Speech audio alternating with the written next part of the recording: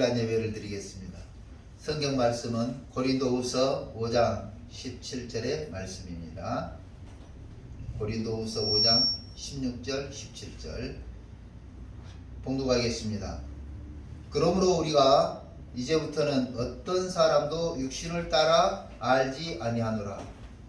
우리가 비록 그리스도도 육신을 따라 알았으나 이제부터는 그같이 알지 아니하노라. 그런즉 누구든지 그리스도 안에 있으면 새로운 피조물이라. 이전 것은 지나갔으니 보라 새 것이 되었도다. 아멘. 새로운 피조물이라고 하는 제목으로 은혜를 나누겠습니다. 어제 서울에 가서 한국문학계의 큰 거장이신 최세균 목사님을 만나뵙습니다. 여러 이야기를 나누던 중 요즘 시대가 세대가 어우러지지 않는 시대라고 하는 것을 이야기를 들었어요. 그러면서 당신이 어떤 프로그램을 봤는데 3세대가 노인 할아버지 세대, 그 다음에 학생 세대, 그 다음에 어린아이 세대 이렇게 계층이 어우러지는 그런 프로그램을 봤다는 거예요. 그러면서 부러웠다. 거기 어른들도 부러웠고 참여하는 아이들이 행복해하는 것을 보니까 참 흐뭇했다 하는 이야기를 들었습니다. 돌아오면서 맞다. 그 이야기에 많이 공감하면서 한편으로는 약간은 씁쓸한 생각이 들었습니다. 디지털 시대가 되고 휴대폰을 전 국민이 하나 이상 갖고 다니는 시대가 되다 보니까 소통은 빨라졌는지 모르지만 상대적으로 여러 세대가 어우러지는 정서적인 부분이 사라져 버렸다는 거죠. 사회학자들도 그렇게 분석하고 발표하고 있어요. 그래서 정서적인 부분이 메말라 가고 있다. 이렇게 농경시대에서 산업시대로, 산업시대에서 전자시대로, 전자시대에서 디지털시대로, 디지털시대에서 AI 시대로 발전할수록 사람과 사람의 만남은 줄어들고 장비를 통한 대화로 전환되는 것 같아요.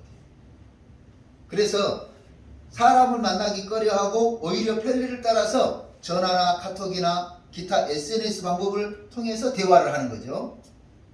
심지어 제가 어느 동영상에서 봤는데 같은 식탁에 앉아가지고 밥을 먹으면서 아빠는 아빠대로 휴대폰 보면서 밥을 먹고 아이들은 아이들대로 휴대폰 보면서 밥을 먹고 밥은 같이 먹지만 각각 다른 생각과 다른 사고방식을 가지고 산다는 거죠. 결국 같은 식구들끼리도 개인의 사생활이 강조되다 보니까 이런 현상이 일어나는 거예요. 또 동영상에 보니까 이런 거예요. 한 집에 있으면서 부모와 자식들이 대화를 하는데 SNS로 대화를 하는 거예요. 엄마 내일 나 뭐 가져가야 돼요. 엄마도 SNS로 대답을 하는 거예요. 그래 알았다. 내일 챙겨줄게. SNS로. 결국은 식구들끼리도 개인의 사생활이 강조되다 보니까 정서적인 부분이 소통이 안 되는 거죠. 대화의 내용은 있는데 그 내용에 대한 정서적인 부분이 없는 거죠. 개인주의가 팽배해진 현 시대를 예측한 극작가이며 베스트셀러 소설인데요. 파인틴헤드의 작가 아인랜드라고 하는 여사는요, 모든 인간은 다른 사람의 목적에 부합하는 수단이 아니라 자기 자신을 위해 존재한다. 맞아요. 자기 자신을 위해서 존재해요. 이렇게 말하고도 이 여사는 아인랜드 여사는 결국 인간은 개인주의, 자기중심주의에 의해서 파멸된다. 이렇게 경고했어요. 개인주의가 개인이 보호돼야 되고 보호받아야 되는 건 사실이지만 그것이 너무 지나치다 보니까 개인주의와 자기중심주의에 의해서 인류가 파멸할 것이다. 이렇게 멀리 볼 것이 아니라 핵가족으로 구성원이 몇 명 안 되는 집에서 각각 따로 국밥으로 노는 것을 보면 이게 가족인가 그렇게 한탄하는 소리를 들어봤습니다. 개인이 보호되고 존중되어야 하는 것 아주 중요하죠. 우리 그리스도인도 과연 그렇게 살아야 하는가 하는 부분은 그건 이제 고민을 좀 해봐야 된다는 거죠. 우리 그리스도인도 개인주의로 살고 자기중심주의로 살고 이기주의로 살아야 하는가 하는 부분입니다. 16절에 이제부터 우리 그리스도인은 육신을 따라 살지 않는다. 육신을 따라 살지 않는다. 본 구절에서 바울이 이제부터라고 말할 때 예수 그리스도께서 모든 사람을 위해 죽으시고 부활하셨음을 깨닫고 믿은 이후부터 그런 말이에요. 예수를 믿게 된 이후부터 우리는 그렇게 살지 않는다는 거죠. 예수 믿은 이후부터 우리는 육신을 따라 살지 않는다. 육신을 따라 산다는 것은 단순한 육체를 의미하는 정도가 아니라 인간이 가진 죄의 본성을 의미해요. 그러니까 예수를 믿은 이후부터는 죄의 본성을 따라서 살지 않는다는 거예요. 사람들은요, 죄의 본성이 강해요. 죄의 본성이 있어요. 내가 이렇게 하는 것이 옳은지 안 하는지 사회학적인 입장에서 생각하지 않아요. 공동체적인 입장에서 생각하지 않아요. 지금쯤이 대구 지하철 그 참사 20주기예요. 금년이 20주기입니다.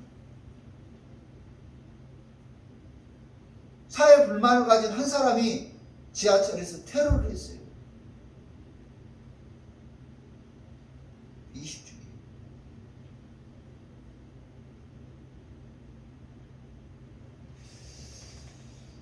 죄의 본성을 따라서 행동하는 것이 아니라 이제는 예수 그리스도를 믿은 이후부터는 죄의 본성을 따라서 사는 것이 아니라는 거죠. 죄의 본성은 언제나 수물거리고 올라옵니다. 죄의 본성은 언제나 꿈틀거리고 올라오게 되어 있어요. 죄의 본성은 언제나 그것이 자라고 성장하려고 하고 있어요.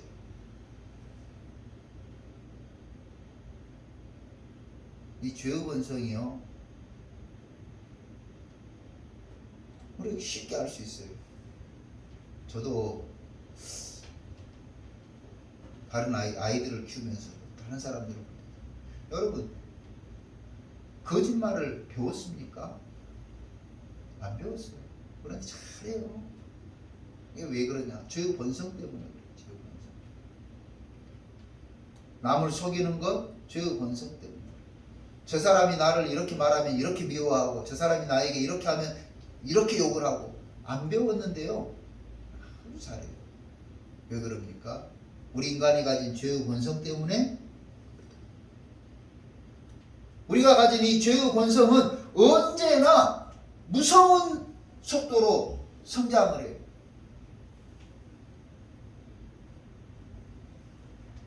육신을 따라 산다는 것은 단순한 육체를 의미하는 정도가 아니라 이 죄의 본성을 따라 사는 것을 말하고 있어요. 이제는 우리는 죄의 본성을 따라 살지 않는다고 사도 바울은 말하고 있습니다.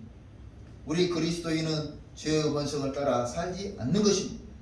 죄의 본성은 하나님과 대적되는 것이고 하나님이 미워하시는 것입니다. 어떤 상황에서 하나님이 기뻐하시는 판단, 어떤 상황에서 하나님이 원하시는 판단, 어떤 이 상황에 맞닥뜨렸을 때 하나님의 입장에서 판단하는 것, 이게 바로 그리스도인의 삶의 모습이 돼야 돼요. 물론 자기 자신이 중요합니다. 그것은 어린아이의 모습이라고 할 수가 있어요. 어릴 때는 자기 자신이 제일 중요하다고 생각이 되죠. 그래서 자기 자신을 중심으로 판단합니다.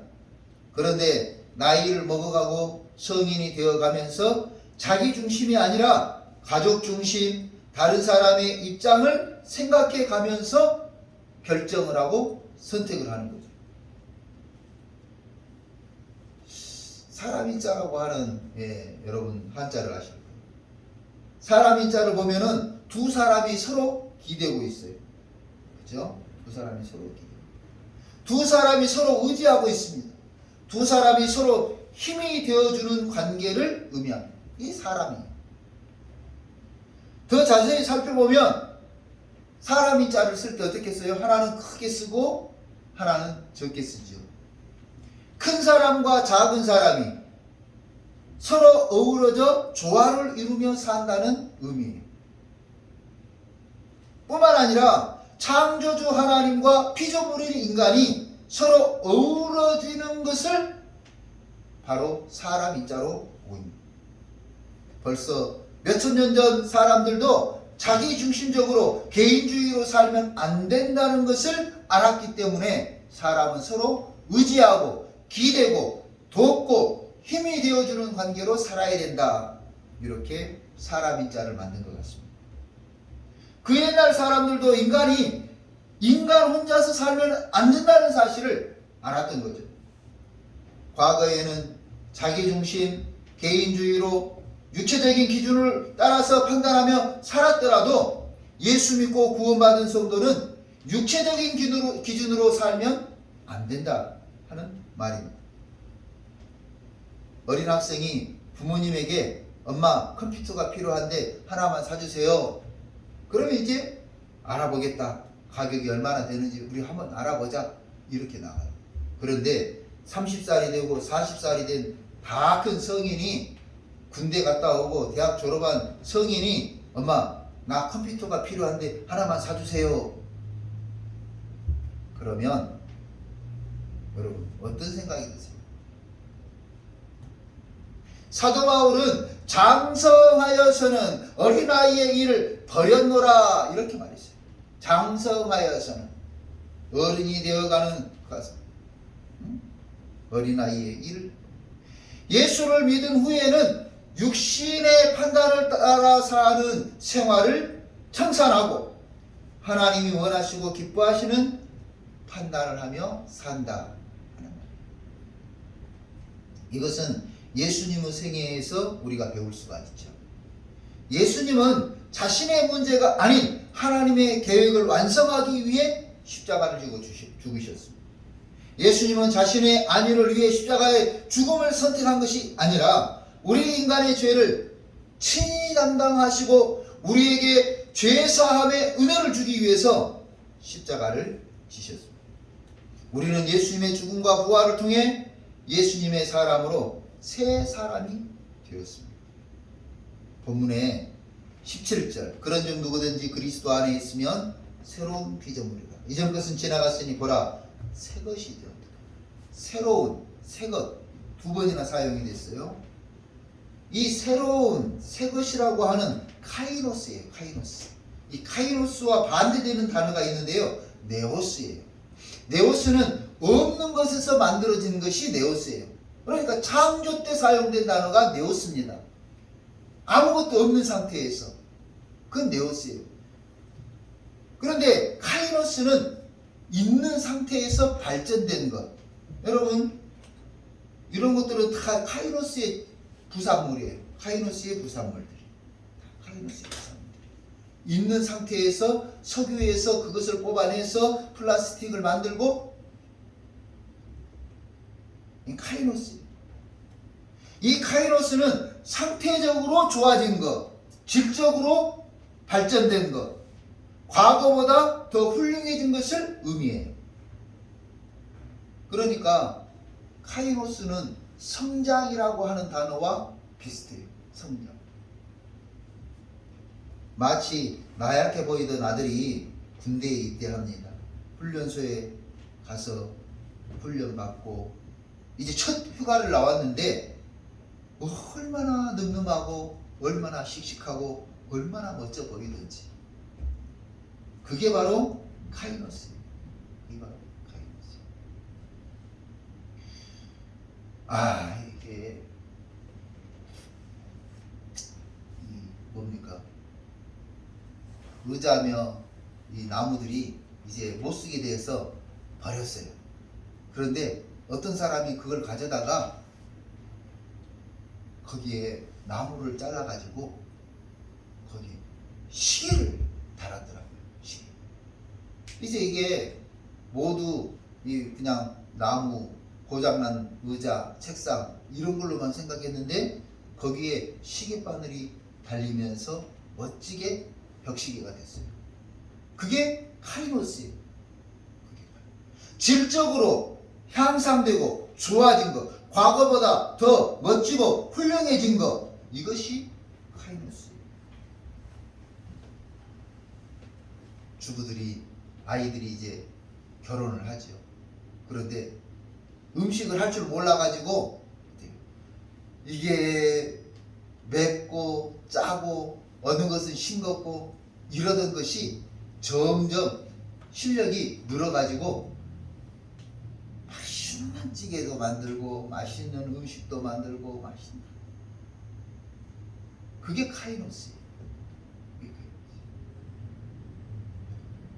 시험을 본 아이가 시험지를 받아들고 해맑게 웃으면서 시험지를 흔들면서 오는 거예요. 아빠 그러고 오는 거예요. 그래서 야, 오늘 시험 본다더니 100점 맞았나 보다, 100점 맞았나 보다, 큰 기대를 하고 맞이했어요. 그러면서 시험지를 딱 봤는데 그 시험지에 수학 점수가 40점이었어요. 그런 아이가 이제는 성장하고 열심히 공부하더니 자기 앞가림을 하는 사회인이 되었습니다. 이게 바로 카이노스입니다. 이게 바로 카이노스. 그래서 카이노스가 새로운 피조물이라고 하는 것은 성장하고 성숙하는 거죠. 제가 장애인 사역을 하면서 가슴 아픈 게 그거예요. 몸은 커가는데 정신전력이 성장하지 않아요. 그래서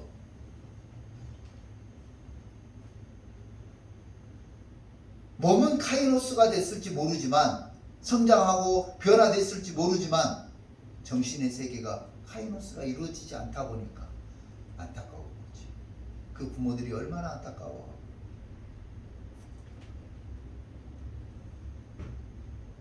그래서 카이노스는요, 내면의 세계도 카이노스가 이루어져야 되고 생활 모습도 카이노스가 이루어져야 되는 거예요. 육체적인 모습도 카이노스가 이루어져야 되는 거예요. 제가 알고 있는 어떤 사람이 이제 막둥이하고 학년이 같아요. 그런데 그 아이는 160 몇 센치밖에 안 되는데 지금 75kg인가 그렇다는 거예요. 자기 아빠보다 몸무게가 더 나가. 아빠보다 키가 훨씬 적으면서.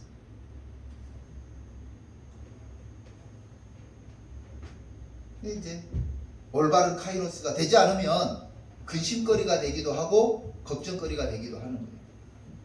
자기 앞가림을 못해. 제가 어떤 사람에게 취직 자리를, 그런데 서른이 됐는데도 불구하고 자기 결정을 자기가 못하는 거예요. 지금 현대 시대에 운전을 기본 아니겠어요? 그러면 이제 운전도 좀 할 줄 알아야 되고. 그런데 카이노스가 되지 않다 보니까 그 다음 단계로 성장하지 못하는 거예요. 여러분, 알파벳을 모르면 영어를 못하는 거예요. 이해되시죠? 귀동냥으로 영어를 하죠. 근데 기초가 있어야 되는 거 아니겠어요? 그래서 내면의 세계와 외적인 부분이 같이 카이노스가 이루어져야 돼요. 이 카이노스라고 하는 거는요, 농사하고도 비교가 돼요. 나무를 키우는 이 농사하고도 비교가 돼요. 이 씨앗이 별것이 아닌 것 같아 보이지만 이것이 카이노스가 돼요. 점점 성장하고 성장하면서 열매를 맺는 거죠. 이게 카이노스예요. 이 새로운 피조물이라고 하는 것은 바로 그런 모습이에요. 어느 날 뚝딱 이루어지는 것이 아니죠. 요리 실력이 요술공주 빙키입니까? 슈르르르 그러면은 달라지고 좋아지고 발전되고 변화되는 그런 게 아니라는 거예요. 전에는 일주일에 한 번 교회 가는 것이 별 취미가 없던 사람이 교회가 가고 싶어지고, 전에는 기도하고 기도 이랬던 사람이 기도하고 싶어지고 성경이 읽어지고 싶어 그 찬송을 하고 싶고 이것이 바로 카이노스예요. 영적인 카이노스가 이루어져야 돼요. 이 카이노스는 현재 진행형 형용사입니다. 현재 진행형 형용사. 어느 날은 찬송하고 싶고 어느 날은 교회 가고 싶고 어느 날은 가기 싫고 어느 날은 이게 아니고 그럴 수도 있지만 그것이 꾸준하게 되면서 한 단계 한 단계 올라가는 것처럼 점진적으로 점차적으로 변화되고 새로워지는 것 이게 카이노스예요. 그러면 카이노스가 되는 비결이 뭘까요? 카이노스가 되는 비결. 학생들이 실력이 카이노스 좋아지는 새로워지는 비결은 뭘까요? 네, 맞아요. 수학이 실력이 좋아지고 싶으면 수학책을 끝까지 붙들고 그것을 이해하고 그것을 읽고 또 이해하고 해야 돼요. 수학이 좋아지기를 바라는 학생이 국어책, 영어책을 붙잡고 있으면 수학 좋아지겠습니까? 아니죠. 예를 들어서 노래 실력이 좋아지고 싶으면 앉으나서나 노래를 불러야 돼요. 이 노래 저 노래 막 불러야 돼요. 부르면서 자기 실력을 키워야 돼요. 이게 카이노스예요. 노래 실력이 좋아지고 싶은데 이제 노래를 안 하고 들어보기도 하고 불러보기도 하고 해보기도 하고 계속 자기가 부른 노래를 악보로 만들어 보기도 하고 악보로 만든 것을 또 불러보기도 하고 계속해요. 제가 합창단 연습을 이제 합창단 활동을 할 때 합창단에 가면은요 이 사람들이 벌써 무대 선 경력이 엄청나요. 그런데 가면 한 30분 어느 때는 1시간 정도를 뭘 하냐면 발성 연습을 해요. 발성 연습을 계속해서 발성을 시켜요. 주의자가 이해가 안 된 거예요. 왜 오늘 연습할 곡 내일 모레 발표할 곡을 연습하지 않고 쉬운 곡으로부터 발성을 시키는지 이해가 안 됐어요. 그런데요 점점 활동하다가 깨닫게 된 거예요. 그것이 바로 실력을 계속해서 끌어올리는 방법이라는 거죠. 기초를 튼튼히 하고 기초를 단단히 만들면서 발성이 정확한 발성이 나오도록 지휘자가 그렇게 이끌어가는 거예요. 그러면서 연주할 노래를 다 연습하는데요. 멋진 하모니로 연습이 되는 거예요. 마치 공연장에 선 것처럼 그렇게 연주가 되는 거예요. 오늘 진정한 카이노스가 되는 비결이 뭘까? 오늘 이렇게 이야기했어요. 누구든지 그리스도 안에 있어야 된다. 누구든지 그리스도 안에 있어야. 이 누구든지라고 하는 말은요. 어떤 사람이든지 부자든지 가난하든지 히브리 사람이든지 이방 사람이든지 누구든지예요. 많이 배운 사람이든지 적게 배운 사람이든지 누구든지 그리스도 안에 있어야 새로운 피조물 카이노스가 되는 거예요. 가끔 이런 말을 해요. 저 하나님 믿어요. 아 그래요? 교회 다니세요? 교회 다녀야 되나요? 그건 아니라니까. 교회 다녀야 예수를 믿어야 하나님을 믿어야 되는 거예요. 말로는 본인이 하나님 믿는다고 말하면서 하나님의 공동체 안에 들어오지 않는 것은 그것은 카이노스가 아니에요. 카이노스가 아니에요. 하나님의 뜻을 따라서 하나님이 원하시고 기뻐하시는 방법대로 믿음 생활하는 것이 카이노스가 됩니다. 어떤 사람이든지 여기에 어떤 사람은요 도덕적으로 윤리적으로 깨끗한 사람일 수도 있고 아닌 사람일 수도 있어요. 어떤 사람이든지라고 하는 것은 어린아이부터 우리가 이렇게 표현하지는 않습니다만 정상인이든 장애인이든 어떤 사람이든지 그 수준에 맞게 그 나이에 맞게 예수를 믿고 영접해야 됩니다. 누구든지 예수 안에 있으면 새로운 피조물이라. 예수 안에 있어야 돼요. 사도 바울은 예수 안에라고 하는 말을 아주 강조해요. 예수 안에 있어요. 수영 선수가 어디 안에서 실력을 뽐내야 돼요? 네, 맞아요. 물 속에서 자기 실력을 뽐내야지, 물 밖에서 자기 백날 첫날 해봐야 아무도 인정하지 않아요. 사격 선수가 총을 가지고 겨누어서 탁 해야지, 양궁이면 양궁 선수가 그것이 실력이지. 입으로 백날 첫날 저 목표를 정확하게 보고 한쪽 눈을 감고 방법을 설명한다고 해서 그 사람이 실력 있는 양궁 선수가, 사격 선수가 아니에요. 진정한 카이로스는 자기가 하고 있는 그 분야에서, 그 안에서 자기의 실력이 점진적으로 향상돼요. 노래하는 사람이면 전에는 동요를 불렀다가 이제는 더 좋은 노래를, 더 다양한 노래를, 더 발전된 노래를 부르는 것이 카이로스입니다. 그리스도 안에 있으면서 하는 거예요. 수학 공부를 잘하고 싶다면 늘 수학책을 붙잡고 있어야 하고, 그것을 봐야 하고, 그 책을 읽어야 하고, 그것을 이해해야 하고, 이게 반복적으로 계속되는 거예요. 새로운 피조물이 되고 싶다면 그리스도 안에 있어야 합니다. 그리스도와 관련해서 살아야 됩니다. 그리스도와 관계하면서 살아야 됩니다. 이것이 새로운 피조물, 주 안에서 카이로스가 되는 방법입니다. 믿음은 좋아지고 싶고 축복은 받고 싶은데 기도는 하지 않아. 믿음은 좋아지고 싶고 하나님의 은혜는 받고 싶고 축복은 받고 싶은데 성경은 읽지 않아.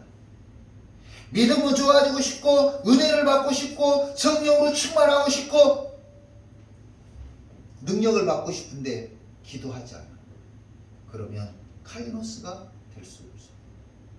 여러분, 주님이 이렇게 말씀하셨죠. 나중된 자가 먼저 된다.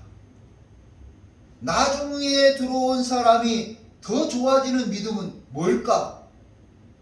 바로 주 안에 있어야 돼요. 내 자신이 얼마만큼 주 안에 있는가 하는 문제예요. 여러분, 수학을, 산수를 배운 것이 국민학교 1학년 때부터 고등학교 3학년 때까지 계속 배우는데요. 그러면 고3이 실력이 더 좋아져야 된다고 생각하죠.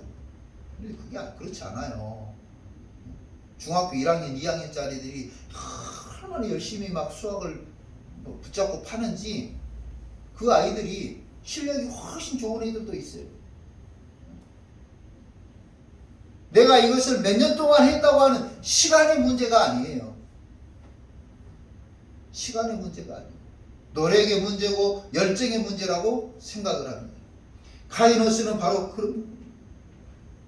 그래서 새로운 피조물이 되고 싶다면 그리스도 안에 있어야 하고, 그리스도 안에서 그리스도와 관계하면서 관련되면서 그리스도를 생각하면서 묵상하면서 말씀 속에서 살려고 해야 됩니다. 그래 점점 더 되어가는 거예요. 점점 더 되어가는 거예요. 그래서 믿음을 나무로 비유한 것 같아요. 나무. 여러분, 나무를 딱 심으면 어때요? 이 나무가 좀 보잘것없죠. 그런데 그 나무에 햇볕이 공급이 되고 물이 공급이 되면 이제 나무가 성장을 합니다. 그런데 물만 막 주니까요, 제가 그런 경험이 있잖아요. 어느 날 다육이에 필이 꽂혀가지고 다육이를 이제 키웠어요. 막 분갈이를 하는 거예요. 잎 하나 갖다 놓고 꽂아놓고 막 하니까 이게 싹이 나는 거예요. 야, 이거 많이 빨리 키우고 싶어가지고 거기다가 이제 물을 막 줬습니다. 아침에 물을 뿌려주고 또 며칠 있으면 또 물을 뿌려주고, 어느 날 뿌리가 파릇파릇 나던 다육이들이 다 죽었습니다. 왜 죽었을까요? 물을 너무 많이 줬어요. 그래서 물러져서 죽었어요. 균형이 있어야 되죠. 또 이제 밖에 베란다가 없으니까, 교회 안에 교회가 베란다가 없으니까 또 이것을 열심히 많이 만들다 보니까 창가가 아닌 이 안쪽에다 좀 놔뒀어요. 이것들이 파릇파릇하게 잘 자라던 것들이 어느 날부터 시들시들 잎이 하나씩 뚝뚝 떨어지는 거예요. 물을 주고 물을 적절하게 줬어요. 그런데 햇볕이 공급이 안 되니까 이것들이 잎이 떨어져 버리더라고요. 그래서 실패했죠. 그래서 물도 적절하게 줘야 되고 햇볕도 적절하게 공급되어야 된다. 또 이제 물도 좋고 햇볕도 좋았어요. 좋았는데 한여름에 이것들이 또 죽기 시작하는 거예요. 왜 그런가 봤더니 세상에, 물 주고 햇볕 주면 좋은 게 그것만 준 게 아니라 공기가 회전이 돼야 되는 거예요. 그래서 이 실내에 너무 뜨거운 공기가 외부의 공기하고 섞어져 가지고 적절한 공기가 돼야 되는데 너무 뜨거우니까 어떤 것은 물러지고 어떤 것은 바싹 말라서 죽어버리고. 그렇더라고요. 여러분, 이 카이노스는요 바로 믿음의 나무를 키운다면은 어느 것만 그것만이 다는 아니에요. 기도하고 찬송하고 예배하고 이게 골고루 적절하게 잘 돼야 돼요. 하나님의 설교 말씀을 잘 듣는 것도 중요하고 또 병행해서 찬송하고 기도하고 이것도 중요하고 또 세상 속에 나가서 교회에서뿐만 아니라 밖에 나가서도 생활하면서도 찬송하고 기도하는 것도 중요해요. 그래서 점진적으로 카이노스가 완성이 되어가는 것으로 생각합니다. 사랑하는 성도 여러분, 오늘 우리 믿음의 나무를 잘 키워봅시다. 그리스도 예수 안에서 이전 것은 다 버리고요. 잘 안 됐던 거 버리고 부족했던 거 버리고 실망됐던 거 버리고 불편했던 거 버리고 이전 것은 지나갔다고 그랬잖아요. 다 지나간 거에 연연하지 말고. 이게 참 중요한 이야기인데 과거가 우리 발목을 잡아요. 과거에 옛날에 그랬잖아, 그래서 나는 네가 싫어. 옛날에 그랬잖아, 그래서 나는 그거 안 할 거야. 누가 손해예요? 본인이 손해예요. 지나간 과거 때문에 현재를 손해보지 마시고 오히려 이전 것은 지나갔으니 보라 새 것이 되었도다 하는 주의 말씀처럼 오늘 새로운 카이노스의 세계에서 성장하고 성숙하고 변화되고 발전되는 저와 여러분이 되시기를 주님의 이름으로 축원합니다. 기도하겠습니다. 고마우신 하나님 감사합니다. 오늘 사도 바울이 우리에게 해주는 이 귀한 메시지가 하나님의 음성인 줄 알고 이전 것은 지나갔다. 과거를 돌아보지 않게 하시고 새로운 피조물이다. 귀한 선언에 따라서 새로운 삶을 살아가는 우리 능동교회 성도들이 다 되게 하여 주옵소서. 거룩하신 하나님 아버지, 우리는 이제 하나님 안에서 새로운 삶을 살아야 되겠습니다. 새롭게 사는데 부족함이 없도록 성령께서 우리 마음을 주장하여 주옵소서. 예수님의 이름으로 기도하옵나이다.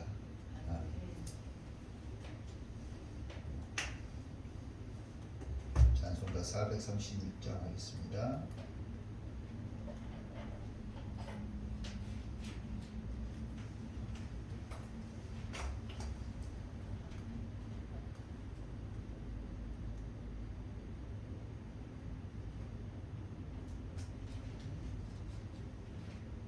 이거 좀 꺼주세요.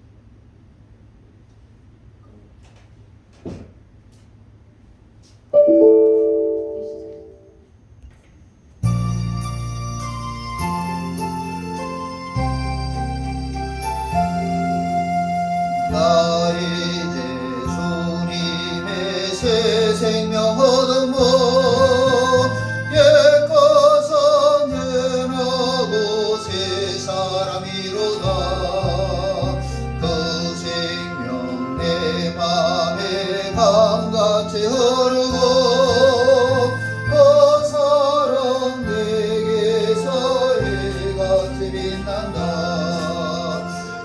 영생을 누리며 주 안에 살리라.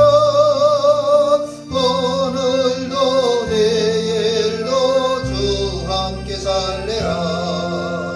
주 안에 감추인 새 생명 얻으리.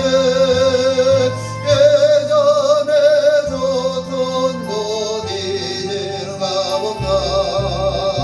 하늘의 은혜와 평화를 맛보니 찬송과 기도로 주 함께 살리라. 영생을 누리며 주 안에 살리라. 오늘도 내일도 주 함께 살리라. 청천도 처먹고 새 것이 되었고 죄의 원수도 친구로 변한다. 새 생명 얻은 자 영생을 노래해. 주님을 모신 마음 새 하늘이로다. 영생을 누리며 주 안에 살리라. 오늘도 내일도 주 함께 살리라. 주 따라가는 길 험하고 멀어도 찬송을 부르며 뒤따라가리라. 나 주를 보시고 영원히 살리라. 날마다 섬기며 주 함께 살리라. 영생을 누리며 주 안에 살리라. 오늘도 내일도 주 함께 살리라. 기도하겠습니다. 거룩하신 하나님 아버지 감사합니다. 하나님 앞에 예배를 드리며 11조 예물을 드린 손길들이 있습니다. 귀한 예물 드린 손길들을 기억하시고 하나님의 것을 하나님의 것으로 구분하여 드리는 귀한 믿음을 크게 받으시며 하나님의 놀라운 은혜와 축복을 주셔서 물질 때문에 어려움 당하지 않도록 길을 열어주시고 하나님 하늘의 복과 땅의 기름진 복을 허락하여 주옵소서. 감사 예물을 드린 손길들이 있습니다. 여러가지 감사의 제목들이 있어 하나님 앞에 드린 예물들이 하나님이 받으시기에 합당한 예물인 것을 감사드리고 아버지 하나님 살아가는 과정 속에서 생활하는 중에 더욱더 기쁘고 즐거운 소식이 많아지게 하여 주시옵시고 어떤 상황이든 하나님의 은혜로 인도되심을 받는다면 기쁨이요 감사인 것을 깨달아 하나님 앞에 더욱더 감사할 수 있는 우리 삶이 되게 하여 주시고 아버지 하나님 주정예물과 각종예물을 드린 손길들을 기억하시고 축복하여 주옵소서. 매주 변치 않는 신앙을 고백하듯 믿음으로 드리는 귀한 주정예물을 받으시고 연초부터 계획했던 아버지와 기도했던 대로 드린 그 손길들을 축복하여 주옵소서. 아버지 하나님 이 예물이 사용될 때에 복음의 역사가 나타나게 하시고 교회는 부흥되게 하시고 어려운 사람들에게는 힘이 되게 하여 주옵소서. 감사드리고 이제는 우리 구주 예수 그리스도의 은혜와 하나님 아버지의 무한하시고 놀라우신 사랑과 성령의 위로하시고 교통하시고 늘 충만하심이 오늘 함께 예배하며 새로운 피조물의 삶을 살기로 결심하고 결단하고 새로운 피조물이 되기로 하나님의 은혜를 사모하는 우리 모든 성도들과 그 가정과 그 생업 위에 능동교회 위에 이제로부터 영원토록 함께 계실지어다. 아멘.